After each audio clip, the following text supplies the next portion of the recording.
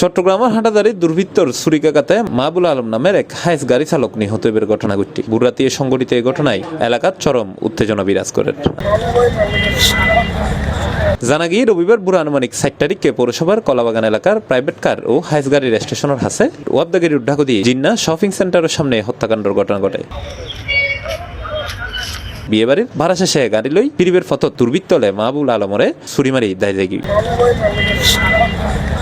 স্থানীয় হলে ঘটনাস্থলত পৌঁছায় গুরুতর আহত মাহবুল আলমরে হাসপাতালত লই যায়। এরপর তার অবস্থার অবনতি হলে তার চট্টগ্রাম মেডিকেল কলেজ হাসপাতালত প্রেরণ করা হয়। তবে মেডিকেল ল্যাবের ফটো তার মৃত্যু হয় বলে জানা গিয়ে। ফোন দিছিল নজরুল নামের হাইস ড্রাইভার, আমাকে ফোন দিল, আপনার বাইকে গুরুতর আহত হয়েছে। আমাকে ফোন দিছিল, আমি আসতে পারি নাই। আমি ঘরেতে আমার মেজো ভাবে কল দিছিলাম। মোবাইল করার পরে আমার মেজো ভাইয়াকে কল দিয়ে বলতেছে এরকম গুরুতর আহত, তো মানে মেডিকেল নিয়ে গেছে।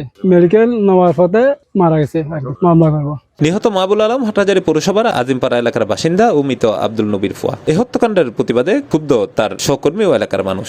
মাহবুবকে যারা মার্ডার করছে, আমি চাই তাদের প্রকৃতভাবে বিচার হোক, হোক, তাদেরও ফাঁসি হোক। মাইক্রোবাস ও হাইস চালক সমিতির নেতাকর্মীরা চট্টগ্রাম রাঙ্গামাটি সড়ক কলাবাগান এলাকার সড়ক অবরোধ করি এই হত্যার প্রতিবাদে বিক্ষোভ করছি। এই সময় যান চলাচল কিছুটা বিঘ্ন ঘটে। আগামী 24 ঘন্টার মধ্যে যদি আমার ভাইয়ের খুনিকে যদি গ্রেফতার করা না হয়, আমরা আবার সৃষ্টি করব। এভাবে হাটাদারি থেকে ইয়াবা, গাঁজা, ফেন্সিডিল, মদ ব্যবসায়ী, গাঁজা ব্যবসায়ী, সন্ত্রাসীকে মূলোৎপাটন করে হাটাদারি মডেল থানার অফিসার ইনচার্জ জাহিদুর রহমান হই হত্যাকাণ্ড জড়িত লড়ে শনাক্ত ও গ্রেপ্তারে হাজগড়ের পুলিশ।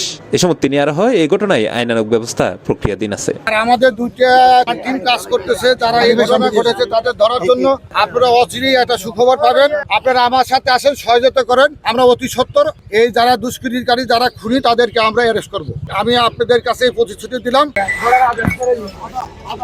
C+ TV, Chittagong.